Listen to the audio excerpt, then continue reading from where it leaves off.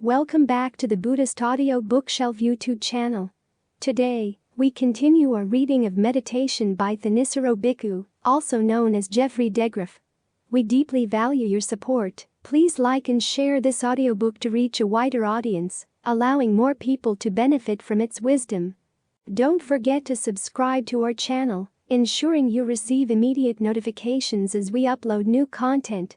Together, we can spread the teachings of meditation and mindfulness, fostering a community of enlightenment and inner peace. Thank you for being part of our journey to make these profound teachings accessible to all. Let's start today with reading What's Not on the Map. May 14, 2007. In Thai they have a term arahantib, a raw arahant or an uncooked arahant, meaning someone who has read up on the texts, has everything all figured out beforehand, and then forces his meditation into the mold he learned from the texts. When he's reached the end of his preconceived notions about where the practice leads, okay, there he is. Success in the practice. As you can imagine, raw arahant is not a term of praise or admiration. It's a term of derision for the inexperienced person who thinks he can have everything figured out all beforehand. There's another Thai phrase about someone who knows before he's born, who's expert before he's even tried his hand. It's basically the same idea. What we're working on here is not a body of facts you can simply memorize. We're working on a skill, and where we're coming from is ignorance. This means that although you can get a general sense of this skill beforehand by reading and listening to people talk, the actual practice is something you've got to learn to feel your way through. Getting that right feel for the practice is the essence of mastery. The basic principles may apply to everybody, but no one else has ever trained your particular mind with its particular problems before. You're the one who's going to have to train it by mastering both the principles and the particulars. You're coming from ignorance, but you're going to have to learn how to be your own teacher. This means learning how to learn from your particular mistakes. Make plans as to what you're going to do it, and then see what happens. Try to work with your best intentions from the very beginning. What seems to make the most sense, what seems the right thing to do, but be prepared to make adjustments along the way. This is at the essence of what the Buddha taught Rahula in the sutta I keep referring to. And I keep referring to it because it's so basic and essential. You can't always know beforehand how the results of your actions are going to turn out. Sometimes you can anticipate, and so you work with your best anticipations, but you have to be alert to the fact that your anticipations can sometimes be wrong. And so the Buddha also teaches you how to deal with the discovery of mistaken anticipations, recognizing sometimes, while you're doing something, that it's wrong, so you learn to stop. Other times you can read the results of your actions only after they're done. This requires honesty and integrity. And part of the way to learn honesty and integrity is to be willing to confess mistakes when you recognize them, to talk them over with someone further along on the path. This is because your willingness to be open and aboveboard with other people about these things translates into being open and aboveboard about them in your own internal conversation. You develop good habits this way. Your external habits of speaking become part of your internal dialogue. So the practice is a combination of learning what you've picked up from other people, taking it to heart, and then also realizing that you've got to test it. Things may not come out the way you anticipated them. This is part of discernment. It starts with learning from what you've heard and then thinking it through. Real insight, though, comes from developing these qualities in the mind. It's like going out in the wilderness. You read the maps, you make your plans, but when you get out in the forest you realize that the forest doesn't look like the map. The map has splotches of solid pale green with red lines and little symbols on it. But when you look around yourself in the forest, you don't see those splotches, symbols, or lines. Now, the lines are relevant. They symbolize the paths through the forest. They give you a sketchy idea of what's out there. But you have to realize that there's a lot more out there than just the pale greens and reds of the map. There are actual trees, actual animals, actual changes in the lay of the land. So you make plans based on the map, but be prepared to throw your plans overboard as you meet up with new and unexpected things. This is an important part of the training. How to deal with the unexpected. I had a friend back in high school who went into military training and later told me about having to do long-distance running as part of his training. One of the things I had hated most about high school phys ed was long-distance running. It'd practically kill me.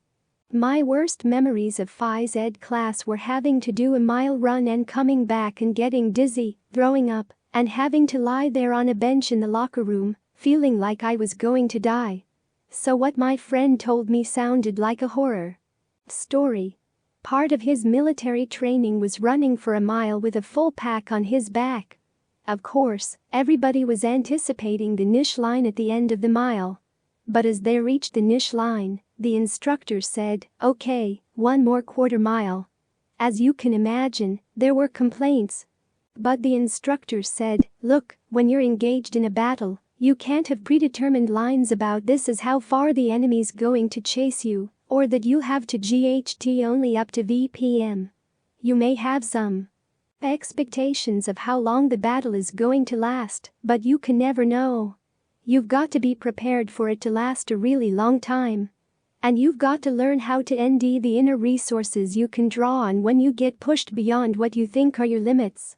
The same holds true in the battle with dilemmas. You can never tell when greed is going to come up or how long it's going to keep coming back. There are times when lust seems to be really quiet for weeks and months on end, but you never know when it's going to come back in full strength, and you have to be prepared for that possibility. So learning to deal with uncertainties is an important skill in the practice, because you have to deal with so many uncertainties both inside and out. You need to develop the right attitude, the right confidence in your ability to read a situation. And that kind of confidence comes not through attending self-esteem classes. It comes from actual practice in dealing with situations and, over time, learning how far your powers of observation can be relied on, and where they have to be further sharpened. Ajahn Mahabua makes the point that when the dilemmas are named in the books, they come in nice neat lists, but when they come up in your mind they don't follow the lists. They don't come in the proper order. They come all pell-mell, so you have to be ready to deal with them pell-mell, whatever the order they come in.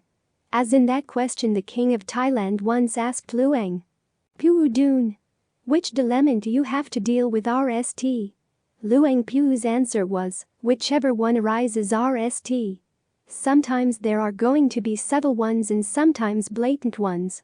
They don't line up neatly. So, again, it's good to have names for the dilemmas to get a sense of what you might be dealing with, but be prepared for the fact that a lot of what's going to happen in your mind won't quite be the way it's described in the books.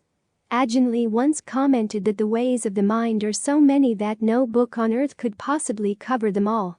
But fortunately there are certain basic patterns you learn from, and you try applying them. Then when you've run through your list of skills and patterns, and you ND that things are still not working, you've got to use your ingenuity and try new approaches. This is why one of the worst attitudes you can have as a meditator is to hope that some ajahn is going to come and tell you to do X, and that's all you have to do. You don't have to think about it, just do X,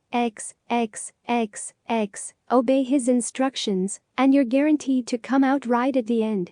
That's placing all the responsibility on the ajahn, and none on yourself. You've got to be willing to be responsible, to experiment, to try different approaches, and to learn how to read the results. That's the skill in the meditation. And that's how you develop discernment. This comes from being willing to put yourself in uncertain situations. To have an adventure and not just an itinerary. Think of the itineraries on those cruises that go through the islands of the Alaskan Panhandle. People basically stay in a boating hotel, and what kind of experience do they have? They get out at the different ports where they're thronged with guides vying to give them pre-packaged, pre-digested experiences of the shrink-wrapped Alaskan wild. Then they come back home with their experience packages, but without having learned anything new. They didn't develop any skills. They just paid to be given a show. That's what itineraries are like. An adventure, though, is when you're willing to put yourself in an uncertain situation and to learn from the uncertainties. That's the only way you're going to gain real insight. That's why the Buddha taught that there are 3 levels of discernment. The levels of understanding that come from listening, from thinking, and from developing qualities in the mind. Only in the actual developing do you begin to get an intuitive sense, a real feel, say, of what mindfulness is like, of what alertness is like, of what they can do. You may already know something about these qualities in their potential form, but as they grow they can branch out in unexpected ways. They can open up and connect to other qualities in the mind as well. So there's always an element of uncertainty in the practice that requires your own active participation in taking what you've learned and adjusting it to training the particulars of your mind. Because, as I said, no one else has ever trained your particular mind before, with your particular mix of dilemmas. You're the one who has to train it. So pick up what lessons you can, read the maps, make your plans, but know that the plans can get washed away pretty quickly. And realize that being thrown on your own resources is not a bad thing.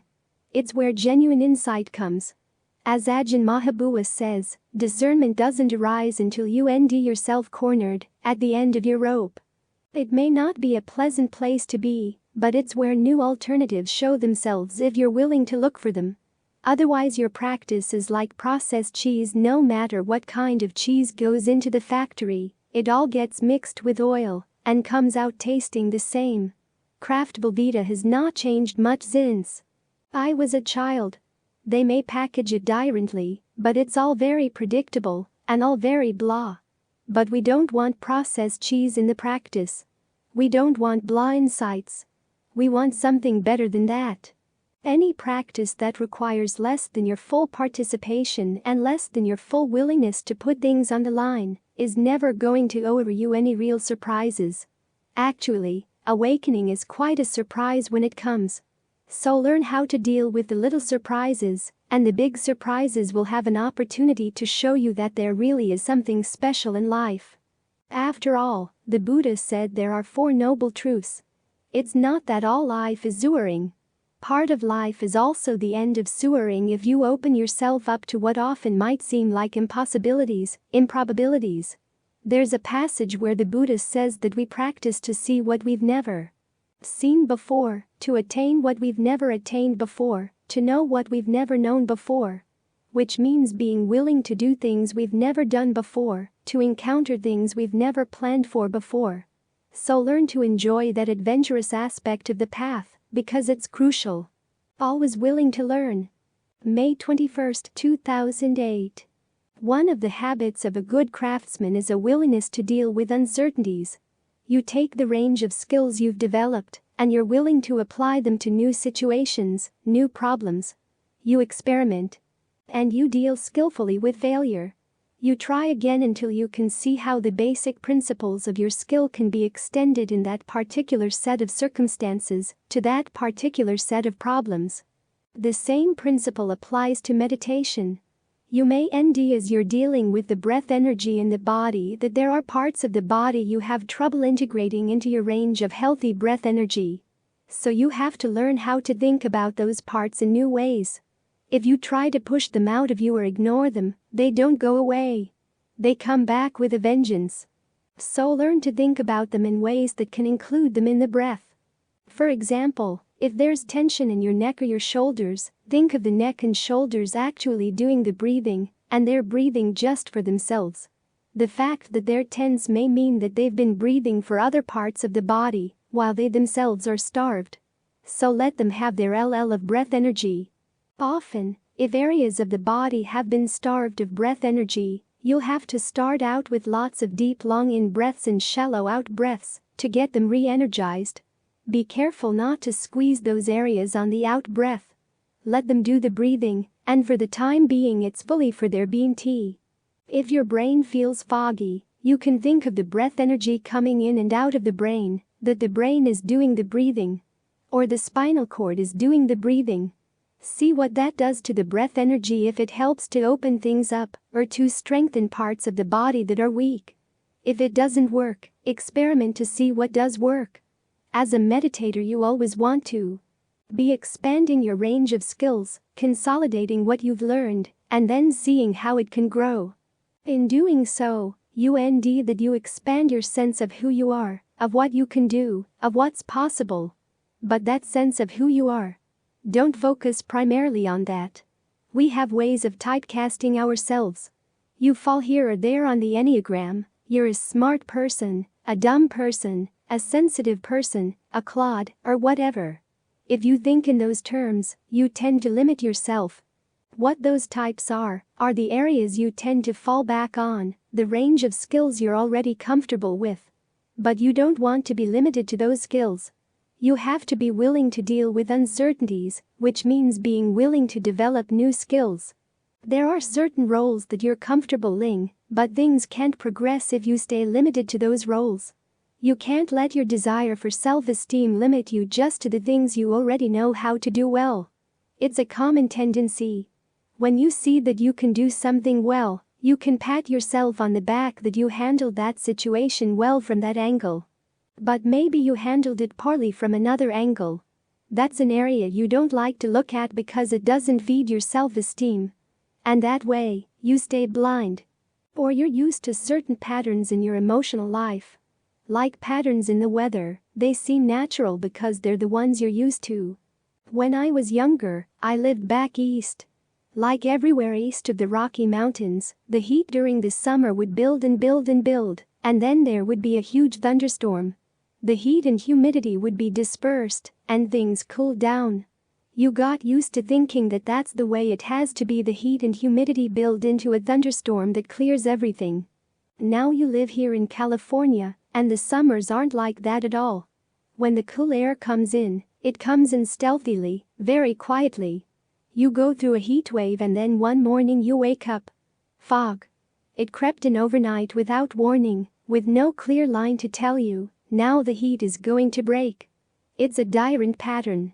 We need to realize in our lives that some of the patterns we're used to are unhealthy, or they may be useful in some circumstances, but not in others. So it's good to learn other ways of dealing with these patterns. Instead of trying to think of what kind of person you are or where you tee on a particular scale, just look at your range of skills and ask if you can expand that range. Look at things from different perspectives. For instance, if you're used to thinking of yourself as smart, it's useful to live in a set of circumstances where other people don't think that you're smart. At RST you may end it debilitating because your self-esteem has been built up around the idea that you're smart. But the idea that you're smart can get in the way of learning new things. You have to get past that sense of being debilitated and realize, well, maybe you are dumb in certain areas. The way to do this is to identify yourself as someone always willing to learn. That provides you with a wider range of places where you can stay, a wider range of groups you can live with, and a wider range of ways you can look at yourself and the situations you're in. The wider your range of skills, the easier it is to survive. Your survival doesn't have to depend on other people recognizing the fact that you're smart, or even your thinking you're smart. Or suppose you're used to being angry, going through a certain pattern like the summer storm pattern. The anger gradually builds, and then a storm clears the air and you're used to that the idea that really feeling the anger fully and expressing it fully is going to clear the air. What actually happens, of course, is that you end up doing and saying things that are harmful to yourself and to people around you, just as storms can cause a lot of damage. You've got to ask yourself, what other ways are there of dealing with the situation? Do you really need to clear the air with anger? Does it actually clear the air? Might it not be better to go back to the very beginning stages of the anger and watch them to see how you can nip the anger in the bud, so the anger can be diffused in a subtle way like the fog stealing in? These skills we learn as we meditate, watching thought patterns arise and learning how to nip them in the bud are an important part of the meditation. We like to think that real meditation is when you settle down with the breath, with no distractions, and the mind doesn't wander anywhere. But learning how to deal with distraction is one of the major learning opportunities in the meditation.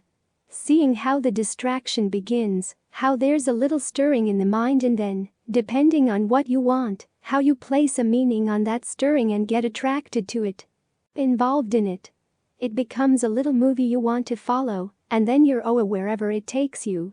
But if you want to stick with the meditation, you need to see those processes right as they begin forming, and to figure out ways of nipping them in the bud.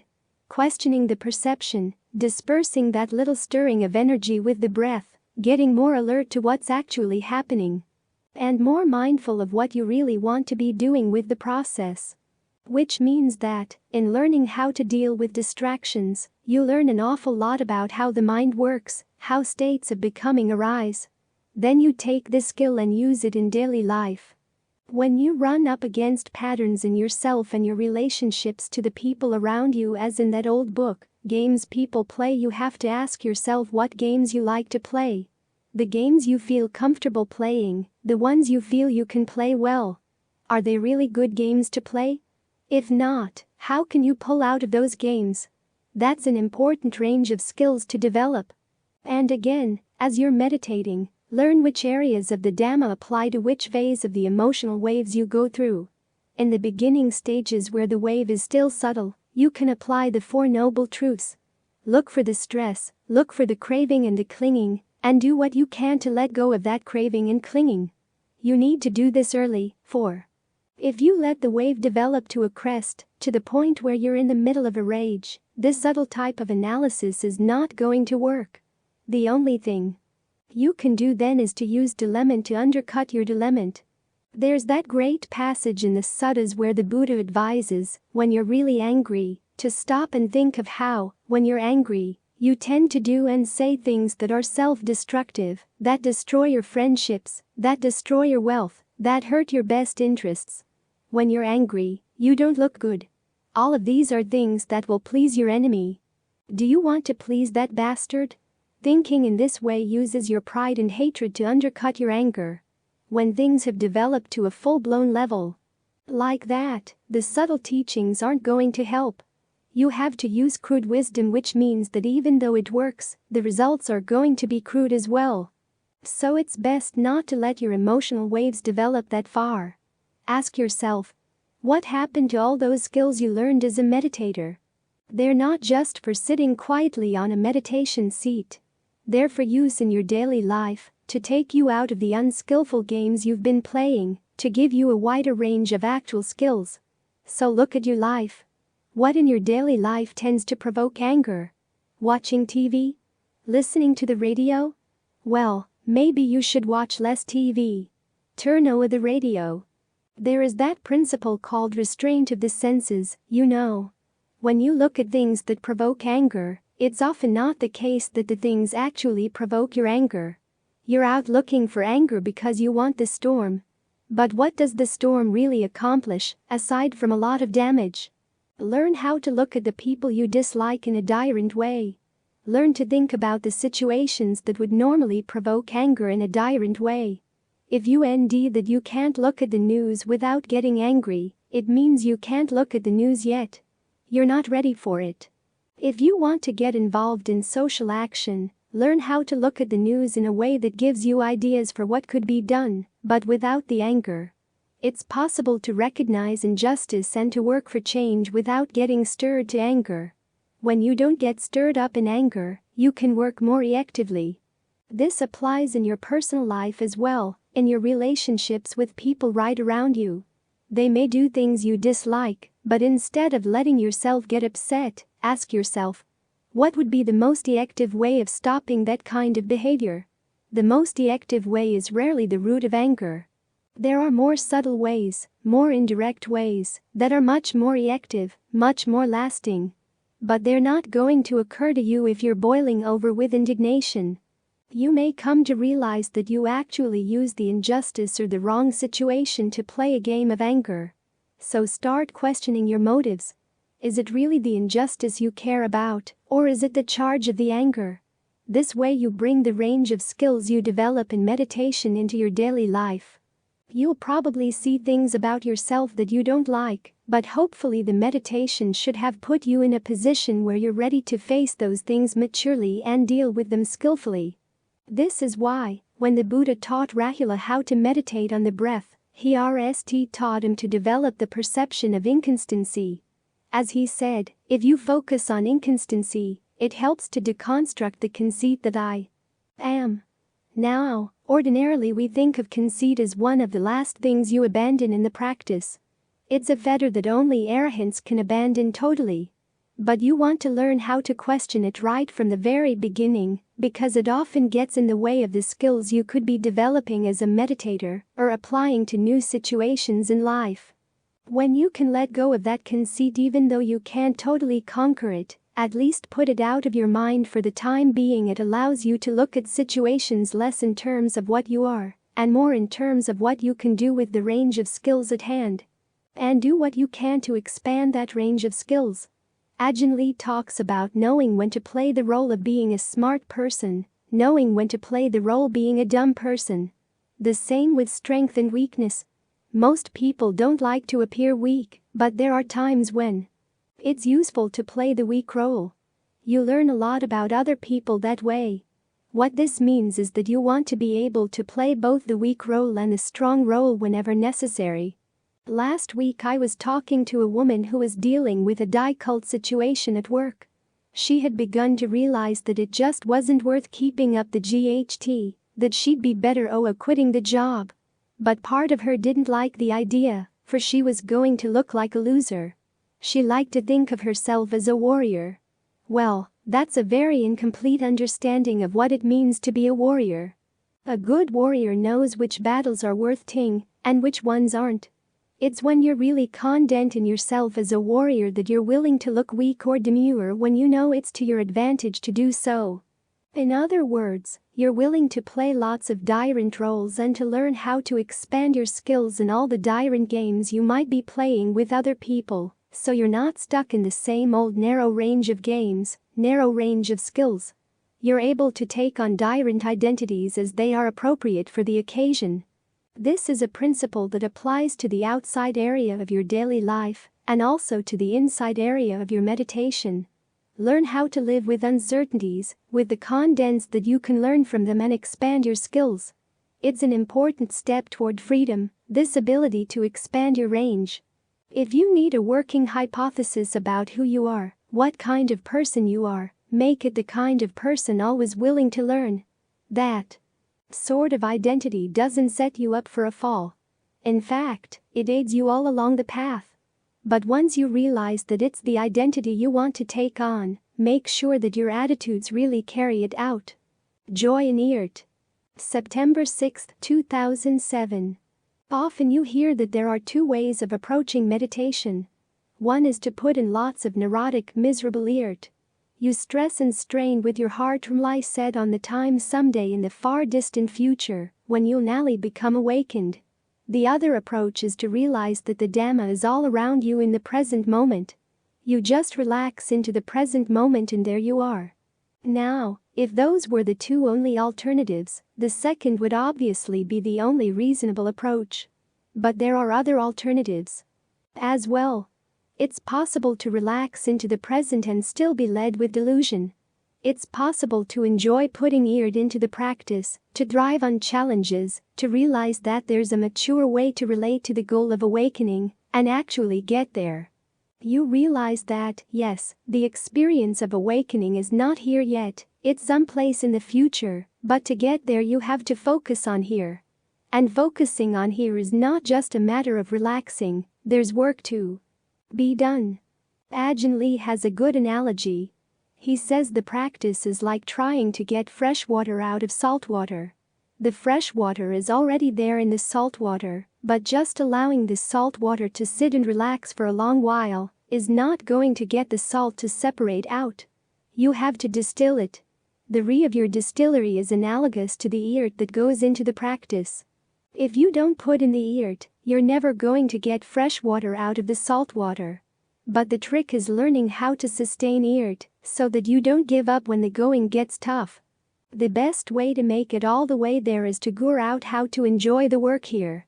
In other words, the Eart in the meditation doesn't always have to be miserable or neurotic, doesn't always have to be a matter of stressing and straining.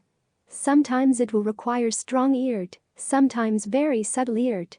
Right Eart doesn't mean middling Eart all the time, you know. What makes the Eart right is that it's skillful, Appropriate for right here, right now, and you're up for the challenge. In the Buddha's description of right eart, you're told to generate desire. And one of the best ways of generating desire is to learn how to enjoy the eart, in other words, to take joy in abandoning unskillful qualities, and to take joy in developing skillful ones. This joy is one of the traditions of the noble ones. And it actually gets results. The best way to develop this sort of joy is to regard the practice as a skill that challenges your ingenuity. One of the qualities I've noticed is common among all the forest agents, in spite of all their dire personalities, is that they all like to use their ingenuity to gore things out. They're not the type of people who simply do as they're told and hope that simply by doing as they're told, awakening is going to come out the other end of the process, like luncheon meat out of a factory. They each found aspects of the path that were like riddles that captured their imagination. These riddles didn't involve just an intellectual analysis, but more the type of analysis where you gore out a problem. When they found a problem of this sort, they liked to end the most effective way of goring it out. So that's a quality you want to bring to the meditation. Notice what you're doing with the breath and what things seem to be problematic. The problem might be a physical pain or an emotional one. Try to gore out how the breath can help. Notice the mechanics of how you breathe. When you breathe in, where in the body does the in-breath energy, the swelling in the abdomen, the swelling of the chest start? And when this in-breath impulse ripples through the body, does it spread smoothly, or are there places where it's caught up, where it's blocked, where it's tensed? Can you unravel the blockages? That's one thing you might want to work at if you find this an interesting problem. See what you can do. If this problem doesn't capture your imagination, if it doesn't seem to be a problem, notice what is a problem for you right here, right now. In other words, learn how to pose questions about the breath that relate to issues that really concern you.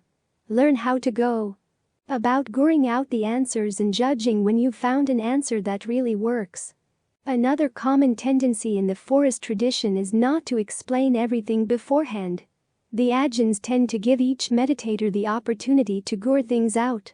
One reason for this is that the things you've learned by goring them out stick with you much longer than the things you're simply told. The other reason is that many of our internal problems are extremely internal, the way mental events relate to physical events within you, and only you know how to express them to yourself. Your internal dialogue uses words, images, and language in an idiosyncratic way that only you can know. So you have to learn how to phrase idiosyncratic questions and then come up with answers appropriate for your case. If you can learn to enjoy this process, you're more than halfway there. If you see the eart simply as a chore, something you've got to get through, you're going to miss an awful lot. You'll end up at the point where you tell yourself that this isn't working at all.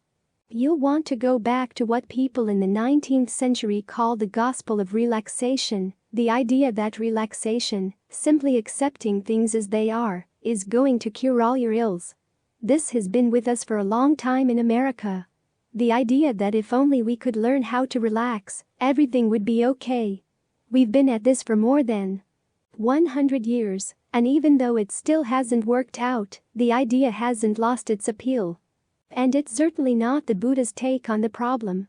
In his analogy, if you haven't gotten results from making an eart, you've simply been engaging in wrong eart. The difference between right eart and wrong eart is not so much the amount of eart as much as where you focus your eart and what you actually do. If you want to get milk out of a cow, for example, you learn how to pull at the udder. That's right eart.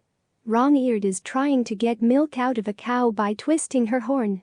Now, if you've been putting a lot of eart into twisting her horn but not getting any milk, it might be a good idea to relax. But relaxing is not the whole solution, it's just the RST step. After all, you still haven't gotten any milk. The next step in actually getting the milk is to ask, what other parts of the cow can I squeeze? And you look around. You try squeezing her leg, that doesn't work. You try pulling her tail, she kicks you. And now you pull her udder. That's when you get milk. In other words, relaxation is the RST part of the solution if you've been putting eart into the wrong area, if you've been engaging in wrong eart. But if you're engaged in right-eared in the right area, just keep at it.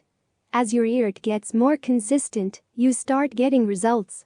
The more you get results, the more you end joy in the ear. And the more you end joy, the more you're energized to try to gore things out at even subtler levels. So to do well at the meditation, it's a matter, 1, of being willing to put in the ear, and 2, of learning how to enjoy the ear, learning how to enjoy puzzling things out. The Buddhist path is not the sort where you simply do as you're told, noting, or scanning without thinking. Those approaches are simply mindfulness exercises, but people tend to do them mindlessly, i.e., without asking any questions. Actual insight comes not by pummeling the mind with a technique, but from posing the right questions in the mind. What are these assumptions I'm carrying around here? How could I do this more sciently? What am I doing that I'm not noticing? How can I learn how to notice it? How can I catch the mind as it's about to let go of its mindfulness? This last point may sound impossible, but it's not. When you learn how to pose questions in the mind like this, and you enjoy trying to end the answers, it's going to bring progress along the path. And it's perfectly all right to want to make progress along the path. After all, that's how the Buddha taught. A lot of people like to second-guess the Buddha, saying he couldn't really mean what he said, using conditioned things to reach the unconditioned. There must be some trick to all this. They try to gore it all out beforehand, to clone an awakened view without having to go through the work of the path. That's the wrong way of trying to gore things out. The right way is to take the Buddha at his word, and then, when you're doing as he tells you to try to gore out why he has you do things this particular way. That's one of the features of the forest tradition. They took the Buddha at his word, but in an inquisitive way. He said to follow the Vinaya, they follow the Vinaya. He said to develop right concentration, which means jhana. Okay, they do that. Then they look at what they're doing to see how it helps in bringing suffering to an end. What this means in practice is that you learn how to question your ears in terms of the Four Noble Truths until you arrive at something that lies beyond beyond the path.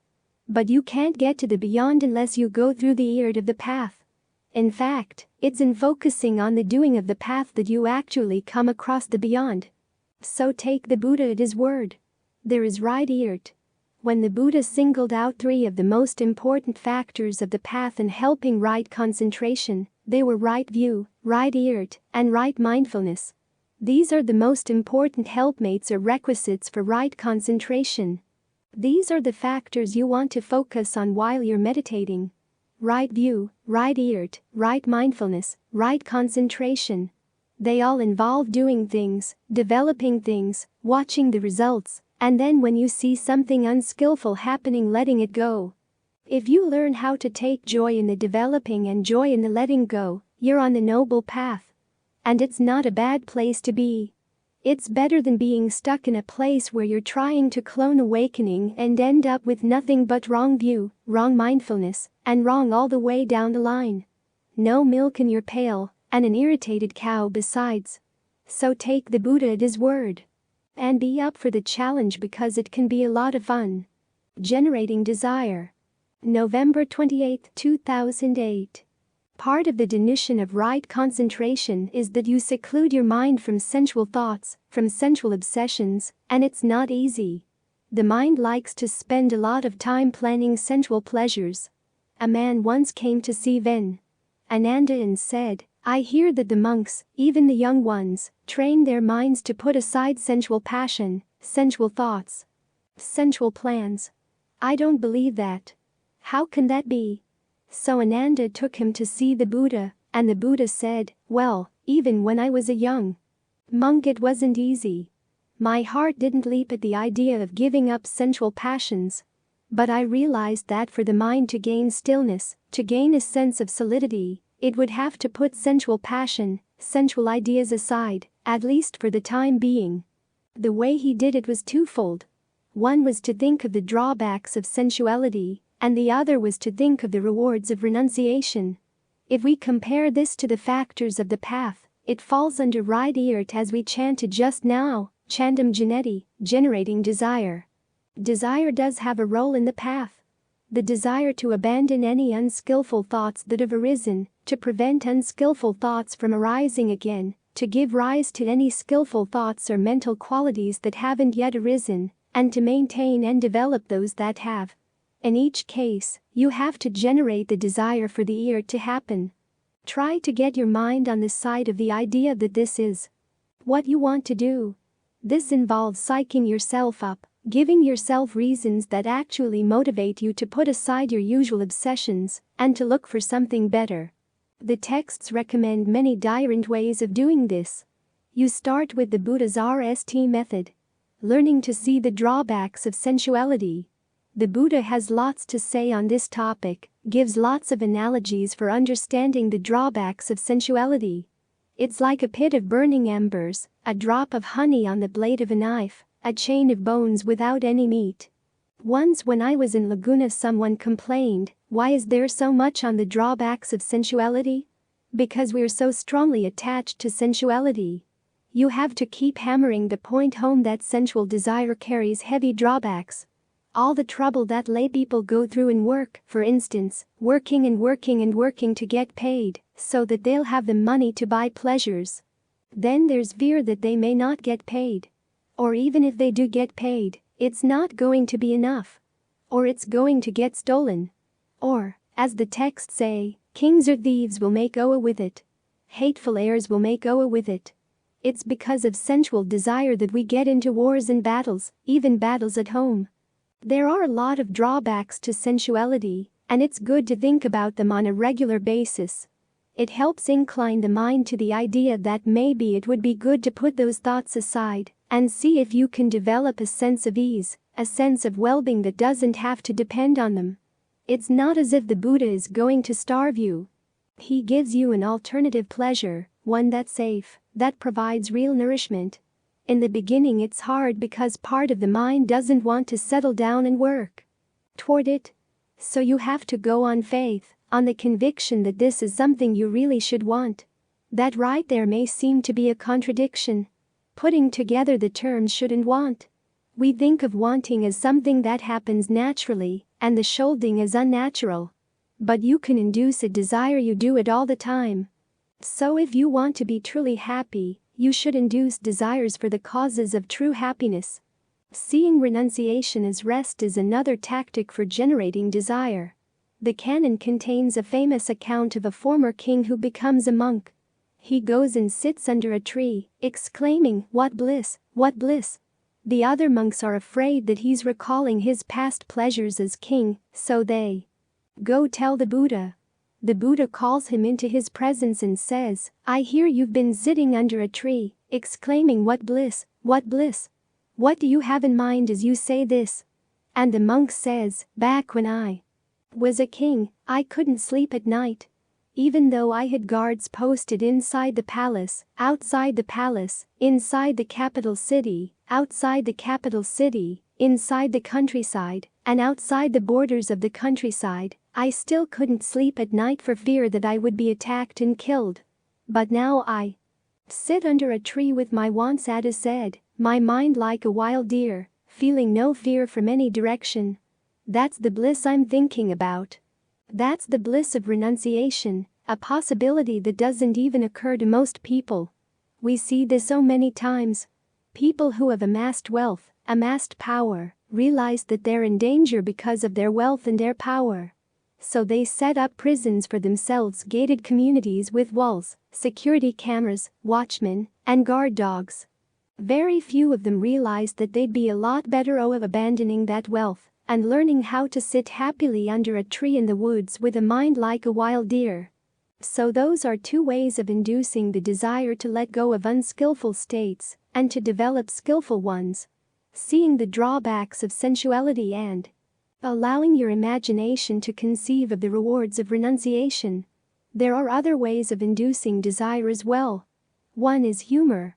The canon has a sutta where the Buddha talks about the reasons why people are lazy and the reasons why they're diligent. For lazy people it's, say, if you haven't had enough to eat, you tell yourself, "I'm weak. I've got to rest." Or if you've Just recovered from an illness, you say, "Oh, I've been sick, I've got to rest." And so it goes. Whatever, I've got to rest. As for the reasons for being diligent, the external conditions are the same. Say you've been sick and now you've recovered a little bit.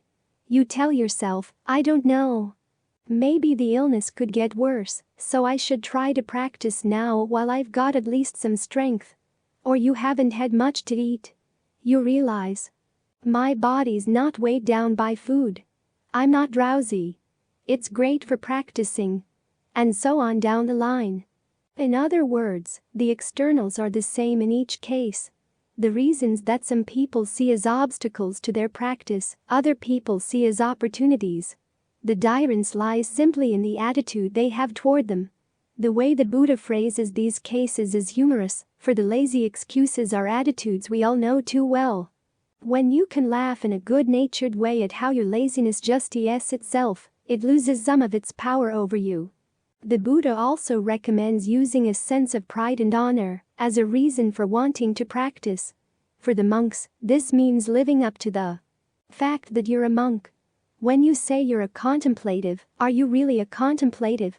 Or are you just here as a tourist, checking it out, seeing what it's like wearing robes, going for alms, playing the role of a monk?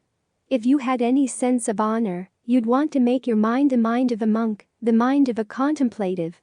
This ties in with the motivation of compassion. You're here receiving alms and all these other requisites from people. You're living of their generosity. As a return act of kindness to your supporters, you want to keep practicing partly to pay back the debt, partly so that their gifts to you will bear great fruit for them. That's part of the way karma works. If you purify your mind, those who support you will reap great rewards. The Buddha also talks of developing a warrior's sense of pride and honor in your ability to master the practice. Monks, he says, are like the different kinds of warriors. There's the warrior who sees the dust of the approaching army and grows faint, runs away.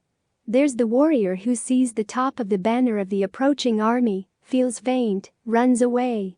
There's the warrior who actually sees the army running at him, hears the tumult, hears the noise of the army, gets faint, runs away. There's the soldier who gets engaged in hand-to-hand combat, gives up, loses. And then there's the soldier who comes out winning. Doesn't get faint when he sees the dust of the approaching army, doesn't get faint when he sees the banner, hears the tumult, or actually engages in hand-to-hand combat. He comes out victorious. These warriors are like the different kinds of monks.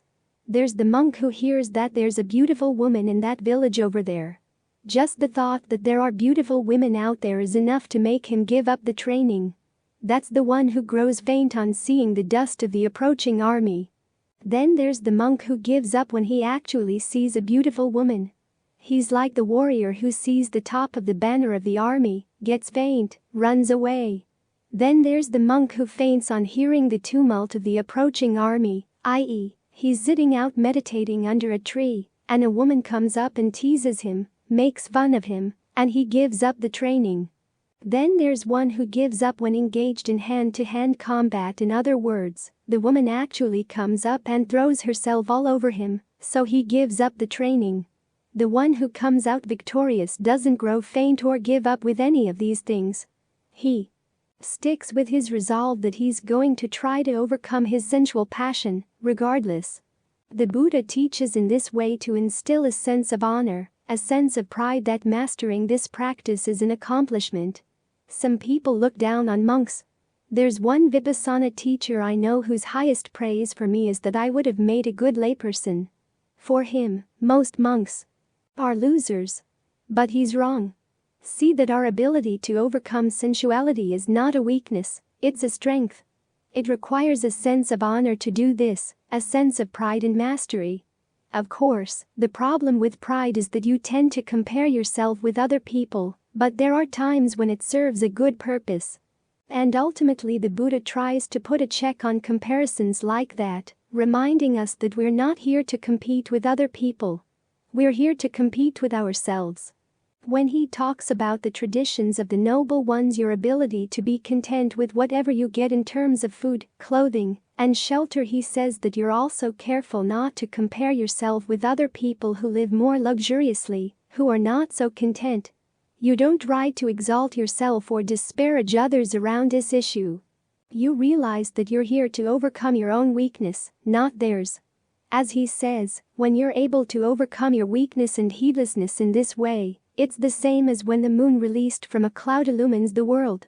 Someone who maintains this tradition heedfully makes the world a brighter place. The Buddha also makes comparisons with physical skills. Once, when Ven. Ananda was on his alms round, he passed some youths in the city of Vaisali practicing their archery skills, learning how to shoot arrows through keyholes from a great distance. He went back and reported this to the Buddha, commenting that that was quite an impressive accomplishment.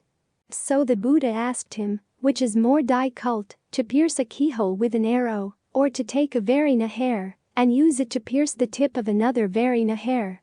Ananda said, "Oh, the second skill is an even more amazing one." And the Buddha replied, "Even more amazing than that is the skill of being able to pierce the truths of suffering, its cause, its cessation, and the path to its cessation." In other words, he reminded Ananda that this path requires a great deal of precision and skill. When you can accomplish it, you've mastered a great skill. Have pride in your craftsmanship. So the Buddha uses a sense of honor and pride as a way of generating desire to develop skillful qualities in the mind and to abandon unskillful ones. It's a shame that in modern society the sense of honor seems to have wasted away as we become a society of consumers. There's not much honor in consuming. We take pride in amassing things, in conspicuous consumption, but that's the pride of a fool. Honorable pride, the pride that comes with a skill, seems to be disappearing from our society, and it's a real loss. The sense of honor that's required to develop a skill makes better people out of us.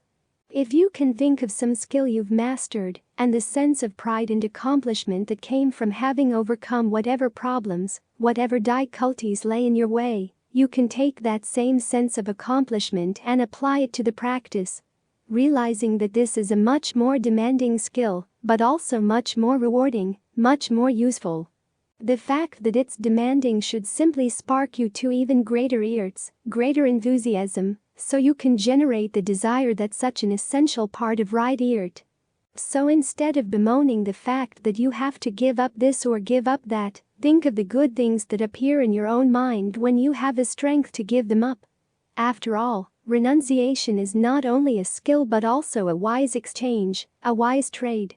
You're trading in something of little value for something of much greater value. You're trading candy for gold. You're doing something very difficult but very honorable. Rather than feeling faint at the difficulty, you should stir yourself up to say, "Yes, I can do this." As Ananda says, this is the proper use of conceit and pride in the path. Other people can do this, why can't I? That's the way in which desire and conceit are actually part of the path. We usually think of them as things to be overcome and abandoned, but if they're properly used, they do have their role. So learn to use them whenever appropriate. In keeping with the Buddha's teachings, we underscore the profound significance of disseminating wisdom extensively. Today, we've converted this voluminous 1,000-page tome into an easily accessible audio format. Now, the responsibility to further this noble cause rests with you. Through your subscriptions, likes, and content shares, you play a pivotal role in the widespread distribution of these teachings, benefiting countless others. Let's uphold the age-old tradition of sharing knowledge and fostering mindfulness for the greater good of humanity. We invite you to join us in this mission, and together, we can create a profound impact on the lives of many.